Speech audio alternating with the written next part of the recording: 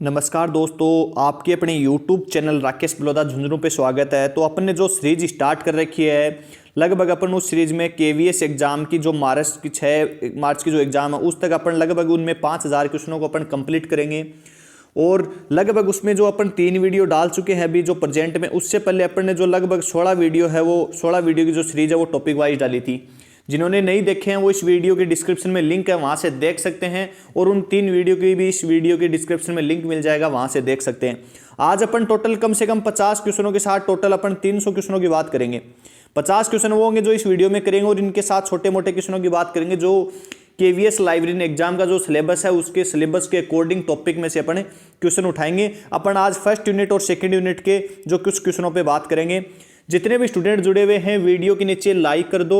Video के नीचे जो कमेंट बॉक्स हो उसमें किसी भी प्रकार का आपको कोई भी कमेंट है, आपका कोई भी कमेंट है वो आप कमेंट कर सकते हैं। आपको कुछ भी पूछना हो, आज अपन आपको एक जो प्रीवियस ईयर क्वेश्चन पेपर है उसमें से कुछ क्वेश्चन सोल्व कराएंगे और आपको बताएंगे कि किस प्रकार से एग्जाम में पूछा जाता है, किस प्रकार से एग्जाम में उस क्वेश्चन को हैंडल किया जाता है और जो एग्जामिनर होता है उसकी लैंग्वेज किस प्रकार से होती है। इन सभी अपन बातों की बात करेंगे। जो लैंग्वेज दे रखी है वो किस प्रकार से है। पेपर इंग्लिश और हिंदी दोनों में है, आप दोनों लैंग्वेज पढ़ सकते हैं, लेकिन मेरे द्वारा जो एक लैंग्वेज पढ़ी जाएगी आपको कुछ शब्द समझ नहीं आएंगे तो आपको दूसरी लैंग्वेज में भी बताया जाएगा। क्योंकि आपको पता है कि दोनों लैंग्वेज पढ़ने के बाद आपको पता है कि ऑप्शन पढ़ना दोनों के बहुत ज़्यादा समय लेता है। तो इसकी वजह से अपन कुछ क्वेश्चनों को सोल्व करेंगे। जितने भी स्टूडेंट जुड़े हुए हैं अपने अपने ग्रुपों में शेयर कर देंगे सभी, और ज़्यादा से ज़्यादा इसको वीडियो को देखेंगे। कुछ भी डाउट रहे तो आप मेरे को पूछ सकते हैं। मेरा मेन मकसद क्या है मैं वीडियो के बीच में आपको बताता रहूँगा। आज का अपन क्वेश्चन स्टार्ट करते हैं। तो वो क्या है कि सूचना फिजिकल प्रौद्योगिकी से भी अधिक शक्तिशाली है और ये एक आदर्श लिंक है जो कि समाज को एक सात सूत्र में बांधे हुए है। इस कथन को निम्न में से किसके द्वारा कहा गया?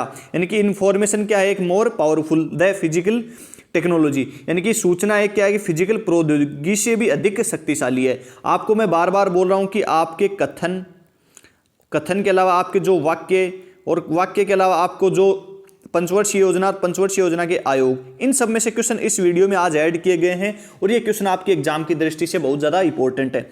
मैं साथ साथ आपको टॉपिक बताता रहूंगा। ये टॉपिक आपका कथन में से क्वेश्चन है, तो इसका बिल्कुल राइट आंसर कौन सा हो जाएगा पहले तो अपन उसकी बात करेंगे। राइट आंसर कौन सा हो जाएगा? विलियम ई हलाल के द्वारा यह कथन कहा गया था। अब अपन इसके साथ अगले क्वेश्चन के साथ चलते हैं। क्वेश्चन को धीरे धीरे पढ़ना है, किस प्रकार से उसका आंसर करना है सभी कमेंट करते रहें। आप इंग्लिश में भी देख लिया करो जिसको समझ नहीं आए कि रंगानाथन ने बनारस में आयोजित प्रथम अखिल भारतीय शैक्षणिक सम्मेलन यानी कि first all Indian education conference को एक मॉडल सार्वजनिक पुस्तकालय अधिनियम में से किस वर्ष प्रस्तुत किया था? तो सीधा इसका क्वेश्चन क्या है कि पहले बात तो यह है कि जो प्रथम अखिल भारतीय शिक्षण सम्मेलन हुआ था, first all Indian education conference का आयोजन वो कहाँ पे किया गया? बनारस वाराणसी उत्तर प्रदेश में किया गया। कहाँ पे किया गया? बनारस वाराणसी उत्तर प्रदेश। सबसे पहली बात तो यही आपके क्वेश्चन में क्लियर हो रही है, कभी भी एग्जामिनर पूछ सकता है कि डॉक्टर SR रंगानाथन के द्वारा जो फर्स्ट इंडियन एजुकेशन कॉन्फ्रेंस का आयोजन कहाँ पे किया गया था? तो वो आपका किया गया बनारस वाराणसी उत्तर प्रदेश में। कब किया गया, किससे संबंधित था? तो ये किससे संबंधित था? आपका सार्वजनिक पुस्तकालय अधिनियम से। तो ये कब की गई आयोजित? आपकी 27 से लेकर 30 दिसंबर 27 से 30 दिसंबर सन 1930 में यह आयोजित की गई थी। इसमें क्या किया गया था? इसमें जो आदर्श पुस्तकालय अधिनियम का प्रारूप तैयार किया गया। क्या किया गया? आदर्श पुस्तकालय अधिनियम का जो प्रारूप है वो तैयार किया गया और इस प्रारूप के आधार पर ही आज भारत के 19 राज्यों में क्या है, सार्वजनिक पुस्तकालय अधिनियम में पारित हो चुके हैं। सबसे पहले सार्वजनिक पुस्तकालय अधिनियम कहाँ पे पारित हो? आपका सन 1948 से मद्रास तमिलनाडु। इसको थोड़ा क्या कि ध्यान रखना है कब कब हुआ था। ये आपकी क्या हुई थी? जो एशियन एजुकेशन कॉन्फ्रेंस है ये हुई थी। इसको ध्यान रखना कहाँ हुई, कब हुई और इससे संबंधित किससे संबंधित हुई थी? तो सार्वजनिक पुस्तकालय अधिनियम का प्रारूप तैयार करने से संबंधित हुई थी। अगले अपन क्वेश्चन में चलते हैं। अगला क्वेश्चन है कि राजकीय हरिश्चंद्र सार्वजनिक जिला पुस्तकालय, राजकीय सुमेर सार्वजनिक मंडल पुस्तकालय, राजकीय सरस्वती मंडल पुस्तकालय और राजकीय महाराजा सार्वजनिक मंडल पुस्तकालय को निम्नलिखित में से सही क्रम में व्यवस्थित करो। ये क्वेश्चन तो थोड़ा सा इस प्रकार से, लेकिन आपको पूछ सकता है कि triple RF Raja Rammohan Roy library foundation UNESCO, इसके अलावा अपन बात कर लेते हैं तो और अन्य क्वेश्चन है, जैसे और भी कोई दे दे कि आपका नाम देते हैं, जैसे यूनेस्को आ गया, इफ्ला आ गया, ILA आ गया, इनके संघों को क्या करो आप व्यवस्थित करो। तो इसका राजकीय हरिश्चंद्र और सार्वजनिक जिला पुस्तकालय वो आपको क्या पे झालावाड़ में है। इसके बाद सुमेर पुस्तकालय आपका जोधपुर में है। इसके बाद सरस्वती मंडल है वो उदयपुर में है। और पुस्तक राजकीय महाराजा सार्वजनिक मंडल पुस्तकालय वो आपका कहाँ पे जयपुर है। तो इसका बिल्कुल राइट आंसर क्या हो जाएगा, ये हो जाएगा इसका बिल्कुल राइट आंसर। इसके बाद अपन अगले क्वेश्चन की बात करते हैं। यही मैं आपको बार बार बोलना चाह रहा था कि जो पंचवर्षीय योजना से क्वेश्चन आएंगे बहुत कम बच्चों के सही होंगे। इसमें 4 पंचवर्षीय योजना है, 4 का आपको मैंने बता दूंगा अभी, और बाकी की जो बच गई वो आगे की वीडियो में आपको बता देंगे। क्वेश्चन क्या बोल रहा है कि देश की किस पंचवर्षीय योजना में विश्वविद्यालय अनुदान आयोग द्वारा शैक्षणिक पुस्तकालयों को अपने अनुसंधान करने में व्यस्त वैज्ञानिक के समय को बचाने के लिए रिप्रोग्राफी सेवाएं, सीधा इसको ध्यान रख लेना, रिप्रोग्राफी सेवाएं जो शोध व अनुसंधान करते हैं उनको किस पंचवर्षीय योजना में प्रदान की गई थी, यानी कि प्रदान करने का जो प्रावधान है वो आपका रखा गया।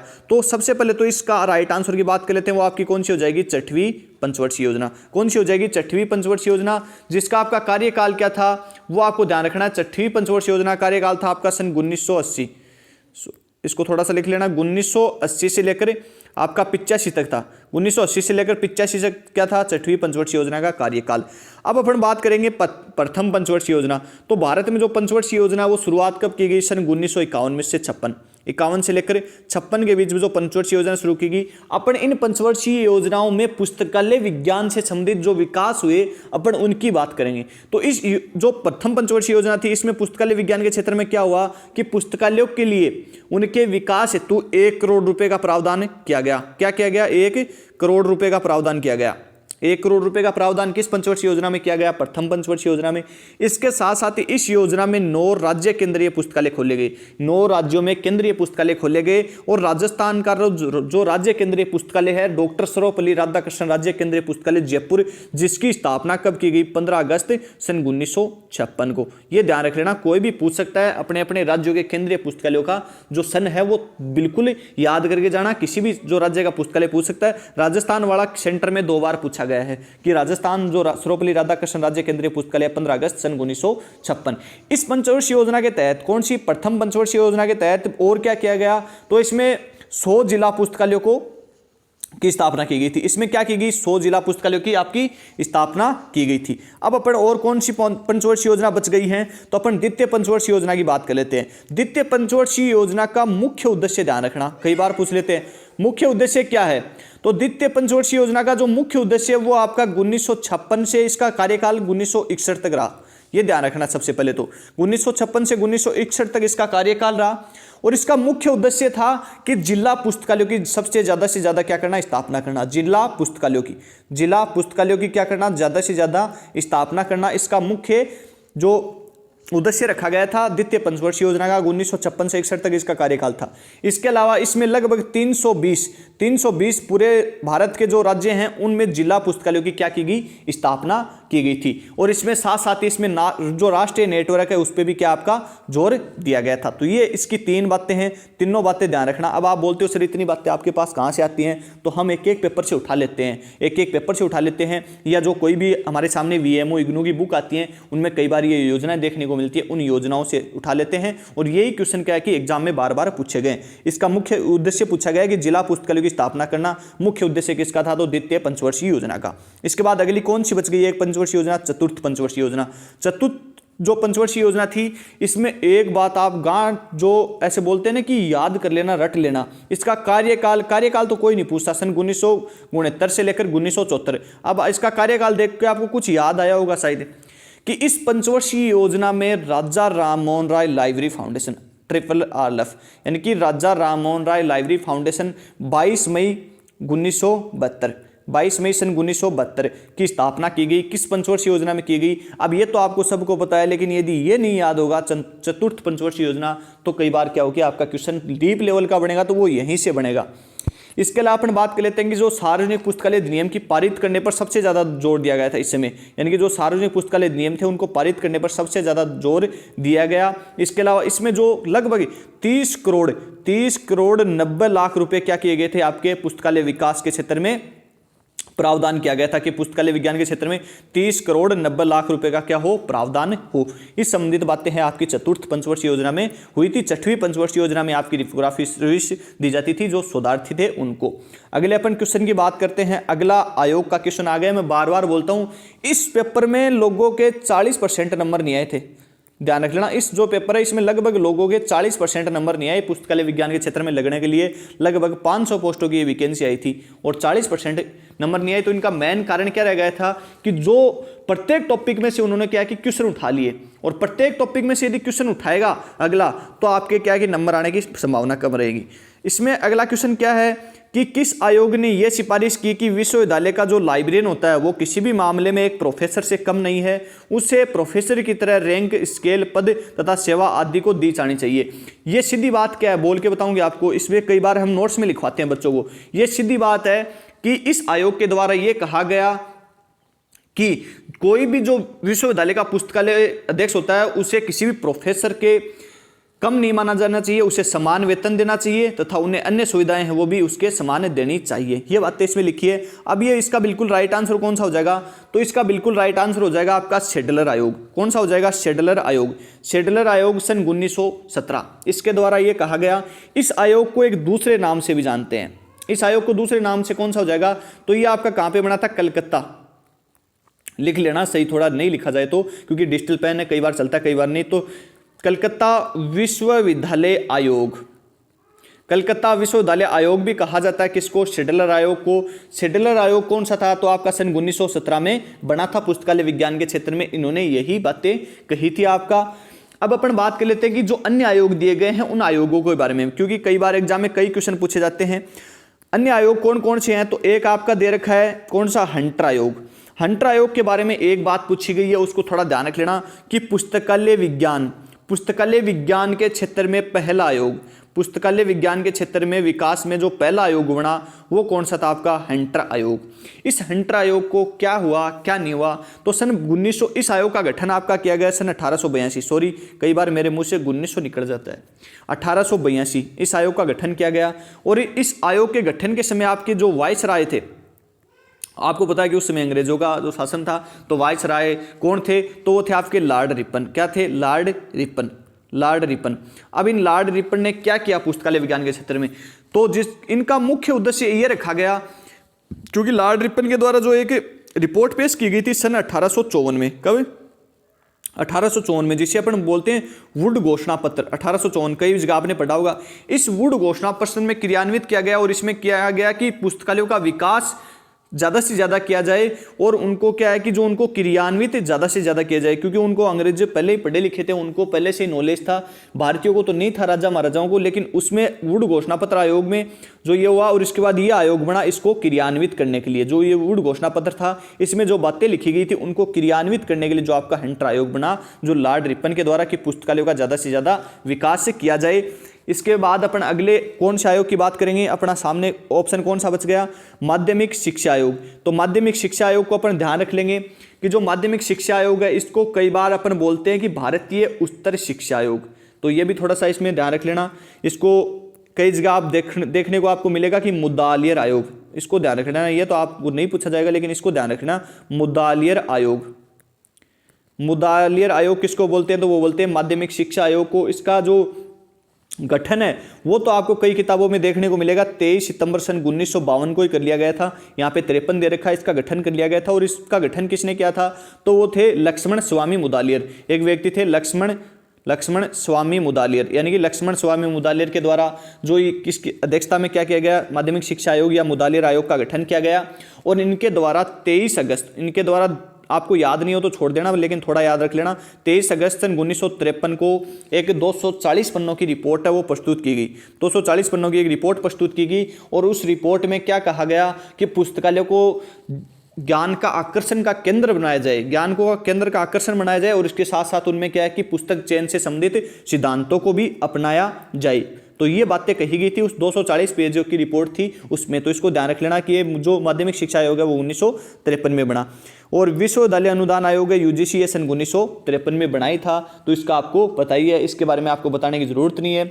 इसके अलावा आप ध्यान रखना चाहे तो एक आयोग या कमेटी को ध्यान रखते हैं, कौन सी, परामर्श समिति। परामर्श परामर्श समिति, जिसको कई जगह बोलते हैं सेना समिति और कई जगह बोलते हैं आपकी एडवाइजरी कमेटी बोलते हैं, जिसका गठन किसने किया था? केपी सिन्हा ने। किसने? केपी सिन्हा ने। कब? सन 1958 में। कब? 1958 में। इसमें जो पुस्तकालय हैं, जो सार्वजनिक पुस्तकालय हैं, उनके विकास में जो सलाह देना और उनमें क्या करना, उनको ज़्यादा से ज़्यादा यानी कि क्रियान्वित करना, ये इसमें जो एडवाइजरी कमेटी है इसमें कहा गया था। तो इसको थोड़ा सा ध्यान रख लेना। परामर्श समिति, सेना समिति या एडवाइजरी कमेटी सन 1958 यानी कि सार्वजनिक पुस्तकालय, उनको क्या करना? सलाह देना, इसका मुख्य।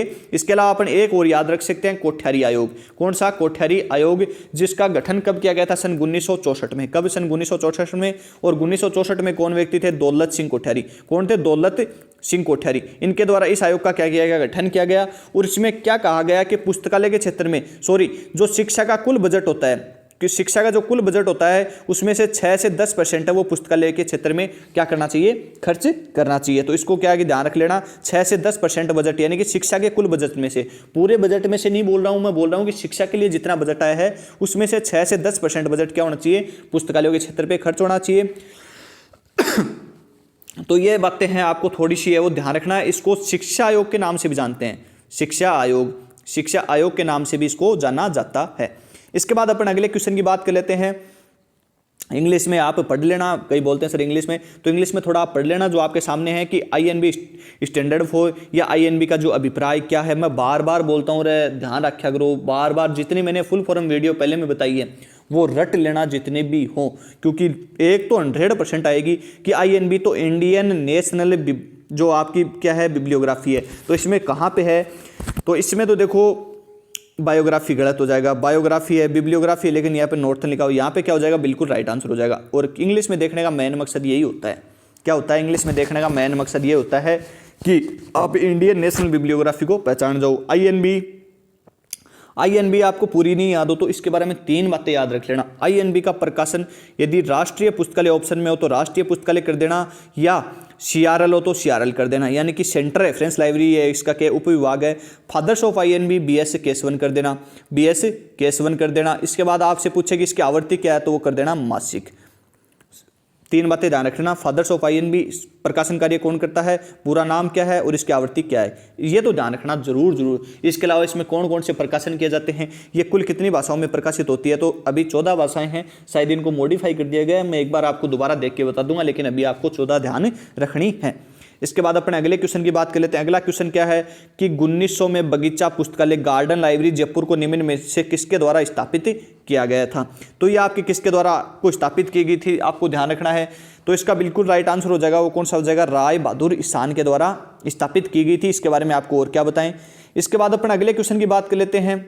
इंग्लिश वाला देख लेना भाई, यहाँ पे देख लेना थोड़ा सा जो आपके सामने है। कई बार इंग्लिश वाले बच्चे और इनका क्या कि जो मॉडल क्वेश्चन पेपर हैं ये आप जरूर परचेज कीजिए टीम से, क्योंकि ज़्यादा से ज़्यादा क्वेश्चन है वो आपको देखने को मिलेंगे। इसमें सबसे महत्वपूर्ण बात तो ये देखने को मिलेगी कि जो क्वेश्चन आता है उसकी जो लैंग्वेज है, उसकी जो भाषा है वो किस प्रकार से है। अब ये क्वेश्चन आपके सामने कमेंट करोगे तो भी आपका देख लेना कि उस लाइब्रेरियन का नाम बताइए जो निःशुल्क रूप से पुस्तकों को एक दरवाजे से दूसरे दरवाजे तक दस्ती पुस्तक सेवा प्रदान करने के लिए प्रसिद्ध थे, और इस कार्य के पुस्तकों को इंतजाम अपने निजी संसाधनों से यानी कि अपने तौर पर किया करते थे। तो उनका नाम क्या था? उनका नाम था मास्टर मोतीलाल सिंघवी नाम था उनका, जो अपने खुद के पैसे से क्या करते थे? पुस्तकालय का संचालन करते थे। सीधी बात यही है इसमें।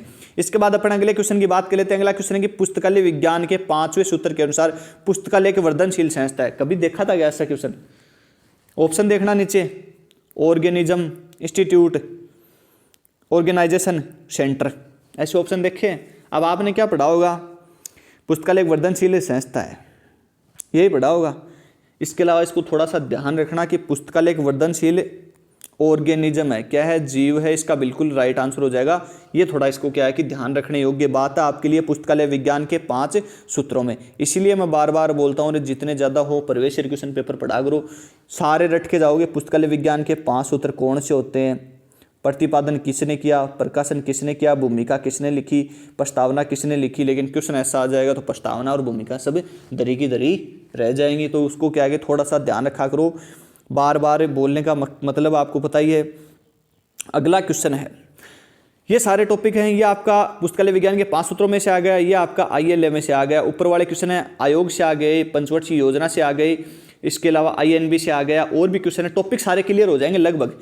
भारतीय पुस्तकालय संघ ILA द्वारा जारी ILA बुलेटिन, क्या ILA बुलेटिन ऊपर लिखा है, इसको थोड़ा सा कर देता हूं मैं, ILA बुलेटिन, जिसका प्रकाशन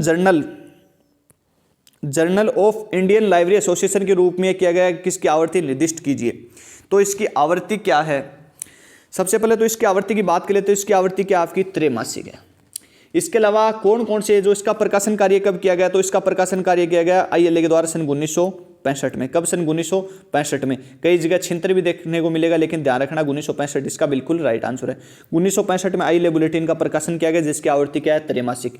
इसके अलावा आप दो और ध्यान रखोगे, एक ध्यान रखोगे अबगिला, एक तो ध्यान रखोगे अबगिला, इसको लिख लेना, और एक ध्यान रखोगे आप ILA न्यूज़लेटर। ILA न्यूज़लेटर का प्रकाशन किया गया सन 1948 में, जिसकी आवृत्ति थी मासिक। और जो अबगिला है इसका प्रकाशन कार्य किया गया सन 1949 में, जिसकी आवृत्ति क्या थी आपकी, त्रैमासिक।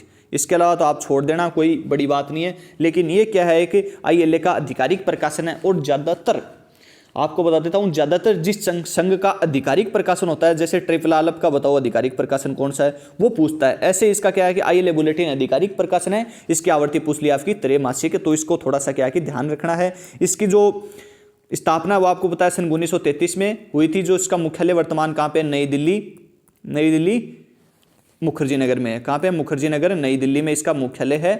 तो ये आपको बातें ध्यान रखनी है। इसके बाद अपन अगले क्वेश्चन में चलते हैं। अगले क्वेश्चन में आ गया, देखो सामने आपके आ गया कि ग्रंथाना एक आधिकारिक प्रकाशन, सरकारी प्रकाशन, ये आपका किसका है। 4 ऑप्शन दिए गए हैं यहाँ पे। राष्ट्रीय पुस्तकालय mission NML, national mission library, national institute of science communication and information resources निस्केर नई दिल्ली, राष्ट्रीय ज्ञान आयोग NKC, इसके अलावा है राजा राम मोहन राय लाइब्रेरी फाउंडेशन यानी कि प्रतिष्ठान कोलकाता। तो ये आपका किसका एक, जो राजा राम मोहन राय लाइब्रेरी फाउंडेशन है उसका एक क्या है, प्रकाशन है आपका ग्रंथाना। इस ग्रंथाना को आपको क्या है कि ध्यान रखना है। इसके बाद और बात कर लेते हैं अपन, तो क्योंकि राजा राम मोहन राय लाइब्रेरी फाउंडेशन वो आपको कई प्रकाशन कार्य करता है, और 2 प्रकाशन तो आपके इतने पूछे जाते हैं कि आप कहीं भी एग्जाम देने चले जाना, आपके पूछेगा ही पूछेगा। क्योंकि इसकी एक तो सन ध्यान रख लेना, 22 मई सन 1972। मैं बहुत बार बोलता हूँ 1972 है 1972, लेकिन कईयों को याद नहीं रहेगी। इसमें बात कर लेते हैं अपन कई प्रकाशनों की। इसकी जो स्थापना है वो एक एक्ट पूछ लेता है, कई बार डीप पढ़ेंगे ना क्वेश्चन तो यहीं से पढ़ेंगे। उसका एक्ट, इसकी स्थापना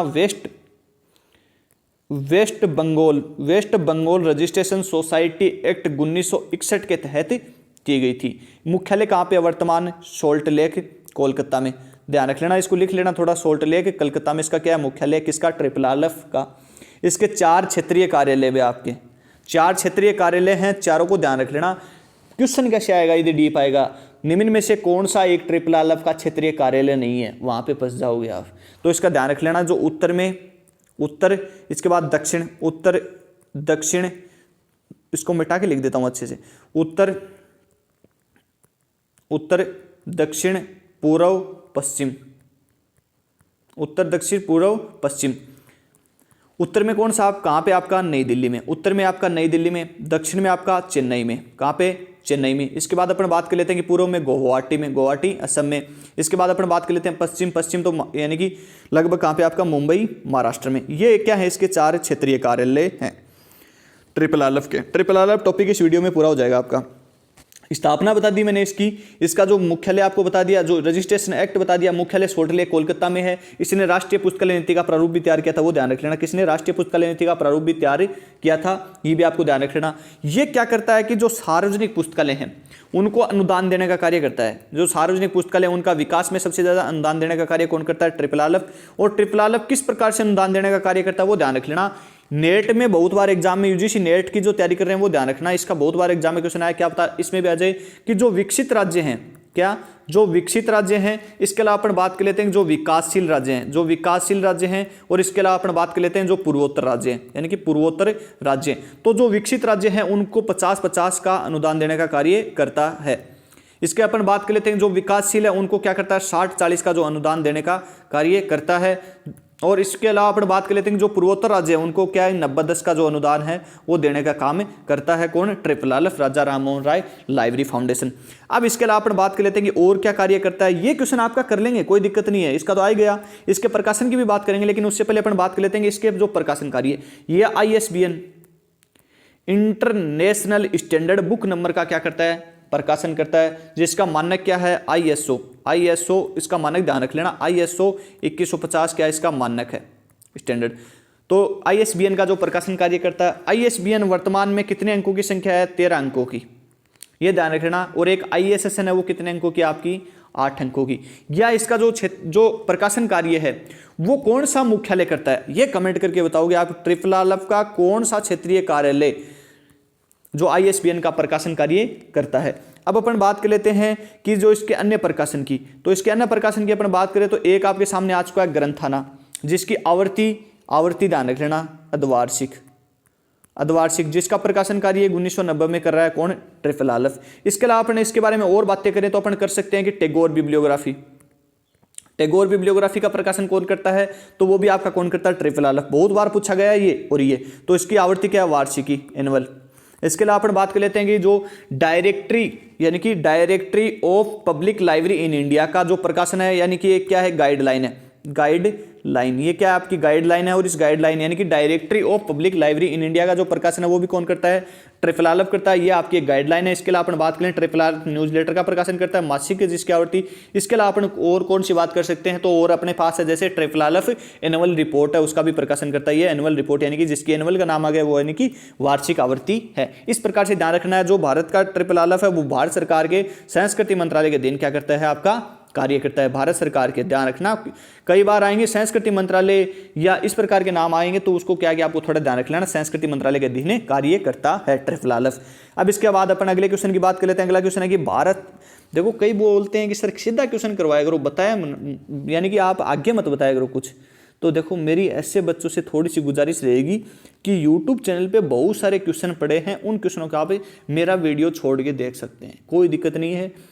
क्योंकि जब हम फ्री ऑफ कॉस्ट पढ़ाते हैं कोचिंगों में, इसी चीज़ की अपन 10-10 हज़ार रुपये फीस लेते हैं। कई बार मेरे को समय नहीं मिलता है, कई बार मैं 2 दिन वीडियो नहीं डालता हूँ, 1 दिन वीडियो नहीं डालता हूँ, तो इतने व्हाट्सएप पे कमेंट, यूट्यूब पे कमेंट देखने को मिलते हैं। मैं बार बार सोचता हूँ अरे आज तो गलत किया, अपन ने वीडियो डालना चाहिए था। लेकिन उससे पहले मैं आपको बोल देता हूँ कि हमारे यूट्यूब चैनल पर 300+ वीडियो पड़े हैं और एक से एक वीडियो टॉप है, एक से एक वीडियो टॉप मिलेगा। एक से एक वीडियो में आपको नई जानकारियां मिलेंगी, टॉप क्वेश्चन मिलेंगे हर वीडियो में। सिलेबस सेम ही रहता है, उन वीडियो को आप देख लिया करो।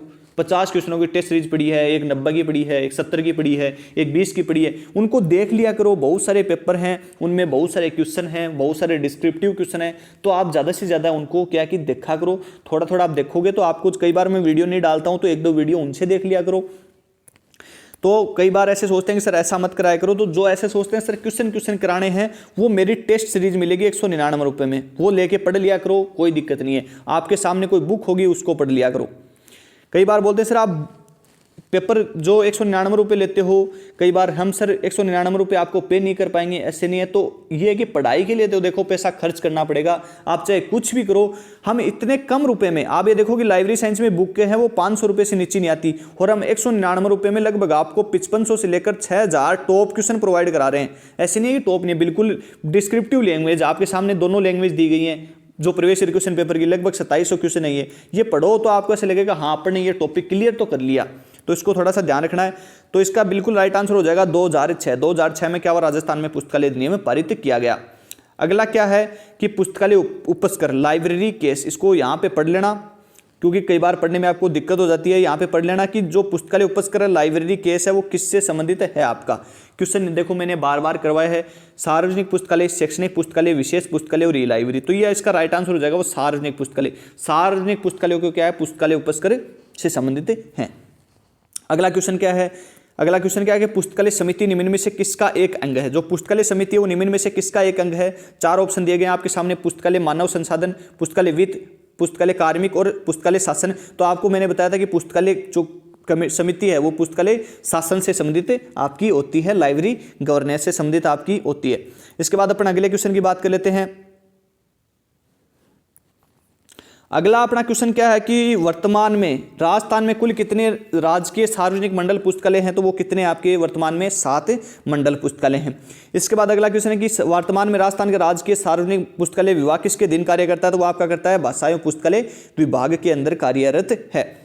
ये आया देखो यूनेस्को का क्वेश्चन। हर टॉपिक से क्वेश्चन मिलेंगे इस वीडियो में, हर टॉपिक से, और उस टॉपिक को बिल्कुल मैं ऐसा क्लियर कराना की कोशिश करूंगा कि आपको ज़्यादा से ज़्यादा और जो महत्वपूर्ण मटेरियल है वो आपको प्रोवाइड हो, क्योंकि आप पढ़ोगे अलग, जो आपके एग्जाम में पूछा जाएगा कुछ अलग ही। तो इसको क्या है कि थोड़ा सा पढ़ लेना। अगला है कि सन 1972 में यूनेस्को द्वारा मानविकी और सामाजिक विज्ञान के क्षेत्र में कंप्यूटरीकृत सूचना पुनः प्राप्ति योजना के परीक्षण बाबत में निम्न में से कौन सा परीक्षण किया था। तो यूनेस्को के द्वारा जो सामाजिक विज्ञान के क्षेत्र में कंप्यूटरीकृत सूचना पुनः प्राप्ति का जो परीक्षण किया वो कौन सा परीक्षण था, तो इसका पहले तो मैं आप बिल्कुल राइट आंसर बता देता हूं। वो बिल्कुल राइट आंसर हो जाएगा आपका बी, यानी कि सामाजिक और मानव विज्ञान के लिए डेटा रिट्रीवल प्रणाली DARE का प्रकाशन किया गया कब, सन 1972 में। एक तो ये पूछ सकता है सीधा का सीधा यूनेस्को, यानी कि यूनेस्को की DARE का जो प्रणाली का जो परीक्षण कब किया गया, तो वो किया गया आपका सन 1972 में। एक बात तो यहाँ पे ध्यान रखना। इसके बाद आप ध्यान रखना कि सबसे पहले तो यूनेस्को की फुल फॉर्म और यूनेस्को की स्थापना, इसकी जो गठन किया गया और इसकी स्थापना किया गया, दोनों में क्या अंतर है। इसका एक गठन किया गया, गठन कब किया गया और स्थापना कब की गई। आप बोलोगे सर हमें कन्फ्यूज करा रहे हो आप। कन्फ्यूज नहीं, दोनों बातें अलग अलग हैं, दोनों बातें एग्जाम में पूछी जाती हैं। इसका गठन किया गया 16 नवंबर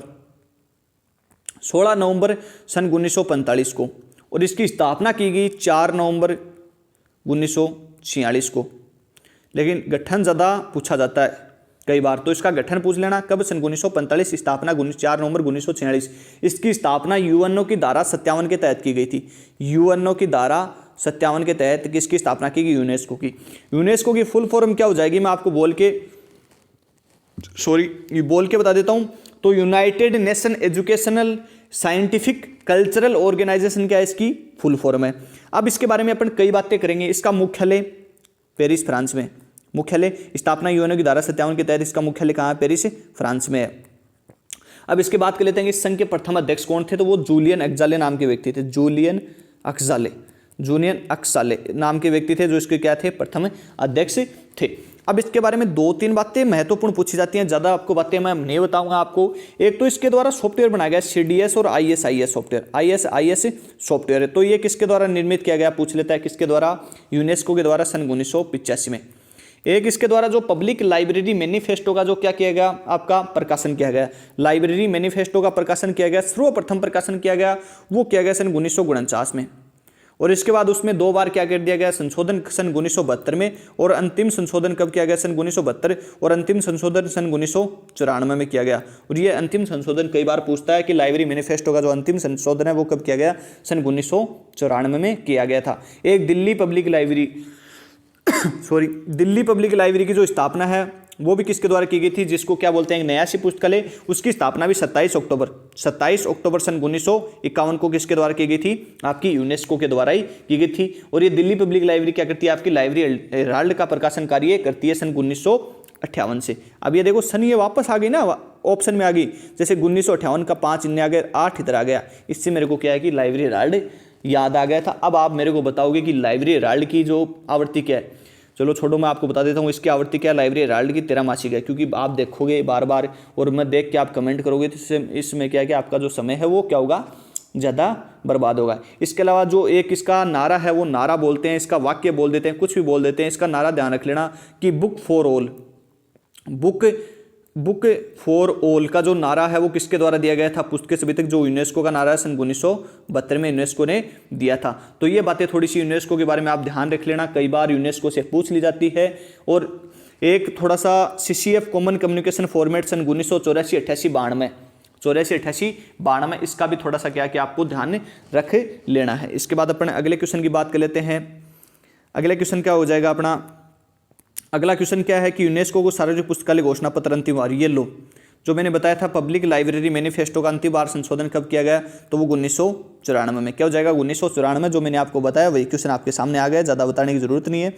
अगला क्वेश्चन क्या है कि international federation of library association, सीधा भी दे सकता है, इसकी फुल फॉर्म भी पूछ सकता है कि स्थापना किस वर्ष से की गई थी। तो इसकी स्थापना आपकी किस वर्ष की गई, international federation of library association की स्थापना तो वो की गई थी 30 सितंबर सन 1927। 30 सितंबर सन 1927 की इसकी स्थापना की गई। और कई बार एक कल कमेंट मिला एक लड़की का मेरे को कमेंट में कि सर आप कई बार एडिनबर्ग बताते हो, कई बार द हेग बताते हो, सर इसका मुख्यालय कहाँ पे है। तो जब इसकी स्थापना की गई तब इसका मुख्यालय आपका एडिनबर्ग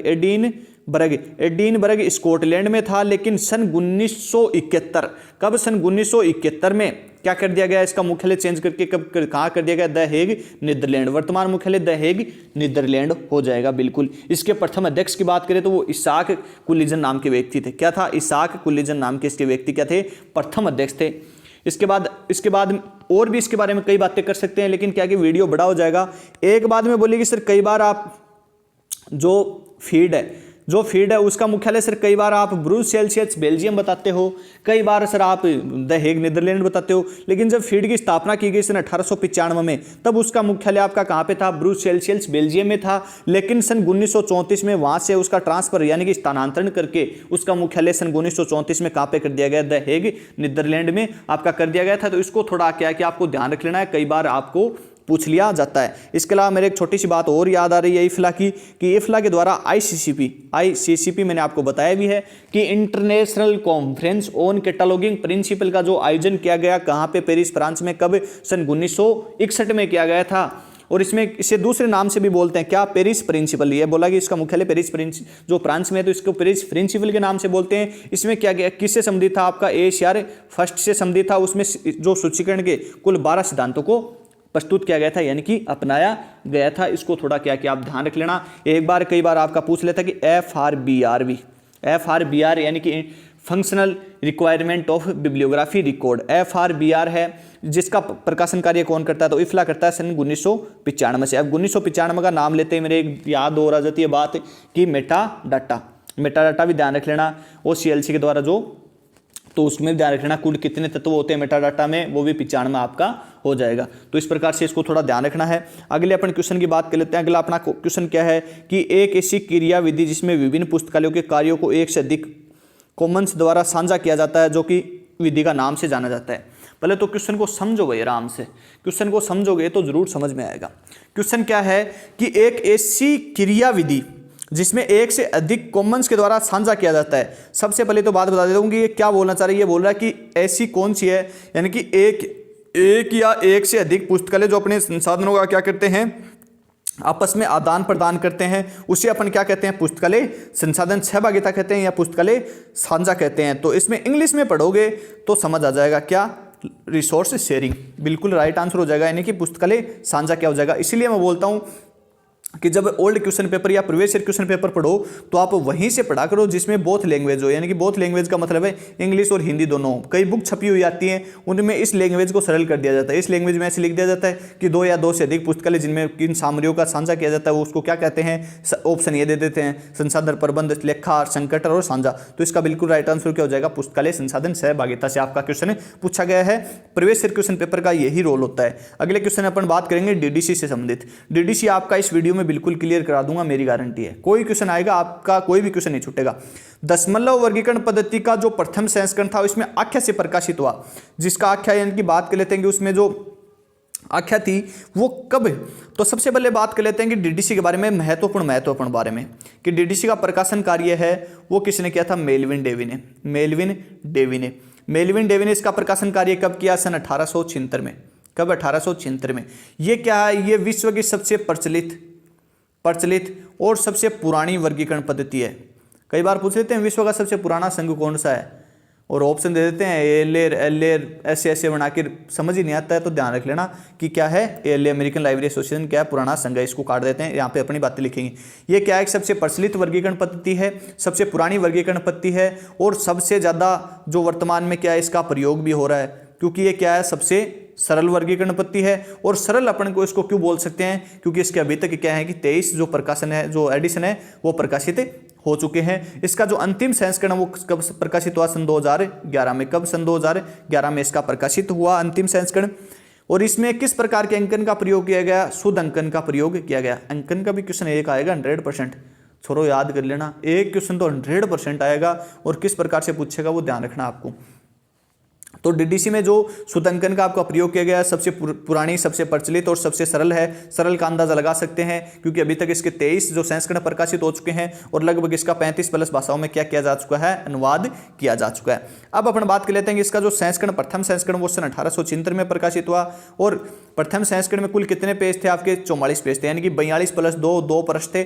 42 पेज में क्या क्या लिखा हुआ था आपका, जो भूमिका, अनुक्रमणिका और अनुसूची। तो भूमिका के 12 पेज थे, अनुक्रमणिका के 18 और अनुसूची के भी आपके 12 पेज थे। इस प्रकार से इन पेजों को ध्यान रखना है। और इसका नाम क्या था, a classification and subject index for cataloguing and arrange the book pamphlets of a library. हमारे तो ये क्या है कि रटा रटाया याद रहता है, तो इसको ध्यान में आ जाता है, बार बार अपन पढ़ते हैं। तो इसके बाद अपन आगे थोड़ी थोड़ी अपन इसकी बातें करते रहेंगे साथ साथ, क्योंकि एक साथ एक क्वेश्चन में थोड़ा ज़्यादा टाइम हो जाएगा। अगला है कि दशमलव वर्गीकरण पद्धति निम्न में से कौन सा संस्करण जिसकी आख्या आगे डीवी के नाम से नहीं अपितु उसके मुख्य पृष्ठ के पीछे लिखा हुआ था। ओनली फॉर एक ही संस्करण था, वो आपका पहला संस्करण था जिसमें जो आख्या का नाम है वो अपितु उसी पृष्ठ के पीछे लिखा हुआ था। अगले क्वेश्चन की अपन बात कर लेते हैं। अगला क्वेश्चन है कि दशमलव वर्गीकरण पद्धति में कुल पृष्ठ की संख्या थी प्रथम में, तो आपको मैंने बता दिया बार बार, कुल 44 का इसका राइट आंसर हो जाएगा। अगला क्वेश्चन क्या है कि जो द्विबिंदु वर्गीकरण पद्धति निम्न में से किससे संबंधित है। तो द्विबिंदु जो वर्गीकरण पद्धति है कोलन क्लासिफिकेशन सन 1933। तो इसका ध्यान रख लेना, ये निर्बाध फेसेट से संबंधित है आपकी जो कोलन क्लासिफिकेशन है। डॉक्टर एस आरंगनाथ ने बनाई थी, ज्यादा मैं बात नहीं करूंगा इसके बारे में। द्विबिंदु वर्गीकरण पद्धति निम्न में से किसका प्रतिनिधित्व करती है। तो द्विबिंदु जो वर्गीकरण पद्धति है उसमें द्विबिंदु होते हैं डॉट डॉट, वो किसका प्रतिनिधित्व करते हैं, वो आपके नवीन शून्य का जो प्रतिनिधित्व करते हैं। इसका थोड़ा क्या कि ध्यान रख लेना, एक इंपॉर्टेंट क्वेश्चन है एग्जाम की दृष्टि से। अगला क्वेश्चन है कि जो शब्द लिटरेटिव वारंट को किसके द्वारा प्रस्तुत किया गया। तो शब्द जो लिटरेटिव वारंट है विद्यमान हुल्मे के द्वारा आपका क्या किया गया था, प्रस्तुत किया गया था। अब जो आगे वाला शब्द है कि केटा प्लस लोगोस, आप उम्मीद लगा सकते हो कि सर ऐसा भी आता है, बिल्कुल क्लासिफिकेशन का भी पूछेगा। क्लासिफिकेशन का पूछेगा कि क्लासिफिकेशन शब्द वो किस शब्द से बना है, तो लैटिन भाषा के क्लासी शब्द से बना है। बार बार ध्यान रखना, मैं बार बार इसी बोलता हूँ, क्लासी शब्द का अर्थ होता है वर्ग करना या भेद करना। तो इसका क्या हो जाएगा, केटालोगो शब्द निम्न में से किस ग्रीक। तो सबसे पहले तो बात कर लेना, जो केटालोगो शब्द वो ग्रीक भाषा का शब्द है कि अभिव्यक्ति के संयोजक से प्राप्त हुआ है, तो उसका बिल्कुल राइट आंसर कौन सा होगा। 4 ऑप्शन है, काटा प्लस लोगोस, काटा प्लस लोगस, केटा प्लस लोगिस और केटा प्लस लोगुस। तो आप ध्यान रखना, इसका बिल्कुल राइट आंसर हो जाएगा वो केटा प्लस लोगोस हो जाएगा। इसके बाद अपन अगले क्वेश्चन की बात कर लेते हैं कि कैटालॉग जब 2 या 2 से अधिक पुस्तकालयों के संग्रह का प्रतिनिधित्व करते हैं तो उसे निम्न में से क्या कहा जाता है। जब 2 या 2 से अधिक पुस्तकालयों का संग्रह करते हैं तो उसको क्या कहते हैं, उसको कहते हैं अपने संग्रह सूची, यूनियन कैटालॉग के नाम से उनको जानते हैं। अब अगले क्वेश्चन की अपन बात कर लेते हैं। अगला क्वेश्चन है कि वर्गीकृत सूची संहिता, इस यहाँ पे कम समझ में आई आपको, लेकिन यहाँ पे ध्यान रख लेना, क्लासिफाइड कैटालॉग कोड CCC क्या है। एक नील मैगनन द्वारा प्रकाशित गलत, डीआरटीसी द्वारा प्रकाशित गलत, रंगानाथन की प्रथम ग्रंथ, रंगानाथन का प्रथम ग्रंथ तो 5 लॉज ऑफ लाइब्रेरी साइंस था, पुस्तकालय विज्ञान के 5 सूत्र सन 1931, ये भी गलत। लेकिन भारत की क्या एक प्रथम सूची संहिता है जिसका प्रकाशन सन 1900 कब किया गया, 34 में किया गया था। अगला क्वेश्चन है आपके सामने कि रेमिफिकेशन का तात्पर्य क्या है। तो रेमिफिकेशन का तात्पर्य आपका क्या हो जाएगा, पंक्ति गलत, उपसूत्र गलत, लेकिन ये क्या हो जाएगा, जो विषय होते हैं उनका विभाजन एवं उपविभाजन को क्या कहते हैं, आपका रेमिफिकेशन कहा जाता है। ये क्वेश्चन मैंने आपको कल बताया था। निम्न में से उस चिन्ह को चुनिए जिसका प्रयोग द्विबिंदु वर्गीकरण पद्धति और दशमलव वर्गीकरण पद्धति। क्वेश्चन तो आपकी जान में, तो जो मैन पॉक्स है वो डीडीसी और सीसी दोनों को मिला के क्वेश्चन पूछ लिया है। इंपॉर्टेंट क्वेश्चन ध्यान रखना, तो वो कौन सा हो जाएगा, आपका डॉट हो जाएगा। क्या हो जाएगा, डॉट, आपका बिल्कुल राइट आंसर हो जाएगा। अगला आपका क्वेश्चन क्या है कि वर्गीकरण करने की गतिविधियां 0 से 4 तक के चरणों को क्या कहते हैं। तो इसका बिल्कुल राइट आंसर हो जाएगा कौन सा, वैचारिक धरातल कहा जाता है। इसके बाद अपन अगले क्वेश्चन की बात कर लेते हैं कि एम्ब्रिज दशमलव वर्गीकरण पद्धति के नवीनतम संस्करण को बताइए। तो डीडीसी का जो एम्ब्रिज एडिशन था, अब कईयों को तो पता ही नहीं होगा, तो इसमें 2 बातें ध्यान रखनी है आपको कि प्रथम कौन सा था और अंतिम कौन सा था, और अंतिम कब प्रकाशित हुआ और प्रथम कब प्रकाशित हुआ।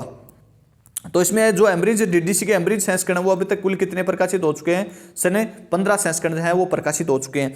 प्रथम संस्करण कब प्रकाशित हुआ, तो वो हुआ था सन 1895 में। अब आप बताओगे कि जो डीडीसी का एम्ब्रिज एडिशन है वो डीडीसी के किस प्रकाशन के साथ प्रकाशन किया गया, ये कमेंट में बताओगे। 1895 में प्रकाशित हुआ। इसका अंतिम संस्करण है वो कौन सा आपका 15वां संस्करण है, जो कब प्रकाशित हुआ, सन 2012 में प्रकाशित हुआ। अब नवीनतम पूछ रहा है तो वो आपका हो जाएगा राइट आंसर है 15वां संस्करण, जो 2012 में प्रकाशित हुआ था।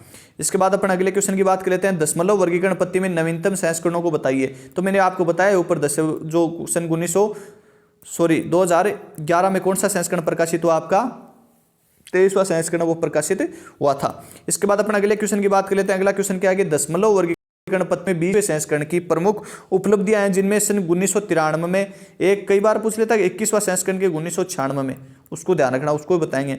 1993 में CD-ROM में जारी किया गया था, उसका इलेक्ट्रॉनिक वर्जन का क्या नाम था? तो इसके इलेक्ट्रॉनिक वर्जन का नाम था इलेक्ट्रॉनिक DV। इलेक्ट्रॉनिक DV था सन 1993 वाले का। लेकिन 1996 में पूछ ले 21वें संस्करण के साथ, तो उसका क्या था इलेक्ट्रॉनिक वेब DV। ये लो, दशमलव वर्गीकरण पद्धति में 21वें संस्करण में कुल कितने खंड थे? 21वें संस्करण में कुल कितने खंड थे बताओ भाई, कमेंट कर करके बताओ। कमेंट कर दिया करो रे, साथ साथ जितने भी रहो। मैं बोलता बोलता थक जाता हूं, लेकिन आप कमेंट नहीं करते हो। कमेंट करोगे उतना ही अच्छा है। खंडों की संख्या आपको मैंने बार बार बताई है कि 1 से लेकर 15, 16 से 17, 18 से 19 और 20 से 23। 1 से 15 तक खंड 1 थे, 16-17 में खंड 2 थे, 18 to 19 में खंड 3 थे, और 20 से लेकर 23 तक खंड कितने थे? 4 थे। कितने खंड थे? 4 थे इन 4 संस्करणों में। तो ऐसे ही इसको ध्यान रख लेना।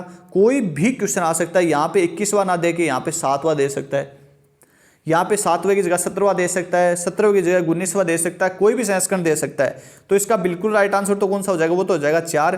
लेकिन इसको ध्यान रखना कि कोई भी एडिशन में आपको क्या पूछ सकता है? खंडों की संख्या और टेबल से पूछ सकता है। इसके बाद अपन अगले क्वेश्चन की बात कर लेते हैं। अगला क्वेश्चन है कि दशमलव वर्गीकरण पद्धति में 21वें संस्करण, ये लो, सन 1996 में प्रकाशित हुआ। 21वें संस्करण में इलेक्ट्रॉनिक वर्जन का नाम क्या था? मैंने आपको ऊपर ही बताया कि इलेक्ट्रॉनिक वर्जन का नाम था डेवी फॉर विंडो। इसमें दिया गया डेवी फॉर विंडो, ये रहा डेवी फॉर विंडो इसका नाम था। अगला क्वेश्चन क्या है? अगला क्वेश्चन क्या है कि फोनिक्स अनुसूची निम्न में से किसका एक भाग है, अंग है? मैं बार बार बोलता हूं फोनिक्स अनुसूची सीधा दे रखा है, DDC, UDC, द्विबिंदु और ग्रंथ सूची यानी कि BC। अब आप बताओ इसका बिल्कुल राइट आंसर क्या हो जाएगा? दशमलव वर्गीकरण पद्धति। फोनिक्स अनुसूची का प्रयोग DDC के किस संस्करण में किया गया? तो 16वें संस्करण में। किसमें? 16वें संस्करण में। और ये क्या करती है? तो ये क्या फोनिक्स अनुसूची का नाम होता है कि ये अपडेट रखती है। तो ये जो 16वें संस्करण के बाद द्विबिंदु वर्गीकरण पद्धति को अपडेट रखने का कार्य किसका था? फोनिक्स अनुसूची का था। अगले क्वेश्चन की बात है, ये मैंने आपको कल परसों वीडियो में क्वेश्चन करवाया भी था कि एंग्लो अमेरिकन कैटलॉगिंग रूल 2 के मुताबिक मुख्य प्रविष्टि में बनाने के दौरान प्रत्येक क्षेत्र से पहले क्षेत्र के अलावा की शुरुआत तथा नया अनुच्छेद शुरू होने से पूर्व निम्न में से किस संयोजक चिन्ह का प्रयोग किया जाता है? तो इसका बिल्कुल राइट आंसर क्या हो जाएगा? पूर्ण विराम, स्पेस और डैश और स्पेस का प्रयोग किया जाता है। ये क्वेश्चन में मैंने आपको बताया था कि बाहर से ली गई सूचना, यहाँ पे थोड़ा सा अलग है कि एंग्लो अमेरिकन कैटलॉगिंग रूल 2 के मुताबिक एशिया टू में यदि निर्धारित स्रोत के अलावा बाहर से ली जाने वाली सूचना तो उनको निम्न में से किस कोष्टक में बंद किया जाता है? तो इसका बिल्कुल राइट आंसर हो जाएगा कौन सा? बड़ा कोष्टक में बंद किया जाता है। इसके बाद कुछ क्वेश्चन है, आज 50 क्वेश्चन नहीं करेंगे, बाकी के क्वेश्चन अपन कल के वीडियो में करेंगे। वीडियो थोड़ा बड़ा भी हो गया है और देखो मैं भी एक साथ बोलते बोलते थक जाता हूं कई बार। और किसी भी प्रकार का कोई क्वेश्चन हो आप बता देना भाई। इस क्वेश्चन का आंसर परिग्रहण संख्या का जो क्या होता है कि ग्रंथ का वर्गांक होता है, प्रत्येक पुस्तकालय द्वारा प्रदान किए जाने वाली यूनिट संख्या होती है, ग्रंथ अंक बुक नंबर होता है या ग्रंथ का वर्ग अंक होता है। तो इसका कमेंट में आप बता देना। एक इसका बता देना। 2 बताता हूँ आपको, निदानी सूची का मुख्य प्रयोग क्या होता है? जो निदानी सूची होती है उसका मुख्य प्रयोग क्या होता है? अब आप सभी को मैंने बार बार बताया है, वीडियो खूब बड़ा हो गया, 50 मिनट के आसपास वीडियो हो गया है। तो आपको मैंने बताया कि प्रीवियस ईयर क्वेश्चन पे आप जो KVS के एग्जाम हो वो आपके 6 मार्क्स के लेवल ऐसा ही रहेगा जैसे मैंने बताया। ऐसे पेपर हैं तो previous year question paper plus जो लगभग 3000 मोस्ट इंपॉर्टेंट क्वेश्चन हमारी टीम आपको मात्र 199 रुपये में, यानी कि कुल 5500 क्वेश्चन हमारी टीम है वो आपको 199 रुपये में प्रोवाइड कराती है। प्रीवियस ईयर क्वेश्चन पेपर का आप जो प्रारूप है वो देख सकते हैं। इसमें आपको इस प्रकार के क्वेश्चन मिलेंगे देखने को। इसके अलावा आपको थोड़ा सा और बता देते हैं कि जो हमारी टीम है वो आपके लिए कंटिन्यू मेहनत कर रही है। इसके लिए आपको थोड़ा लाइक करना है, शेयर करना है वीडियो को, और किसी भी प्रकार का क्वेश्चनों से संबंधित कुछ पूछना हो तो हमारी टीम के जो कॉन्टैक्ट नंबर है वो यहाँ पे वीडियो में दे रखे हैं। कॉन्टैक्ट नंबर ये रहे भाई अपनी टीम के। कॉन्टैक्ट नंबर ये रहे, इसको थोड़ा सा बड़ा करके कर देता हूँ, ये रहे कॉन्टैक्ट नंबर। इस कॉन्टैक्ट नंबर पे आपको कॉन्टैक्ट करना 9079028319। ये क्या है, अपने टीम के कॉन्टैक्ट नंबर है, इस पर आप व्हाट्सअप कर सकते हैं, इस पर आप कॉलिंग से संबंधित कुछ भी पूछ सकते हैं। आगे आपको कुछ पूछना हो तो आप पूछ सकते हैं। कल का वीडियो है वो आपको कल मिल जाएगा शाम को 7 बजे। आज है वो आपकी क्लास है शाम को 7 बजे हो ही रही है। तो आगे की वीडियो में अपन बात करेंगे। जय हिंद, जय भारत।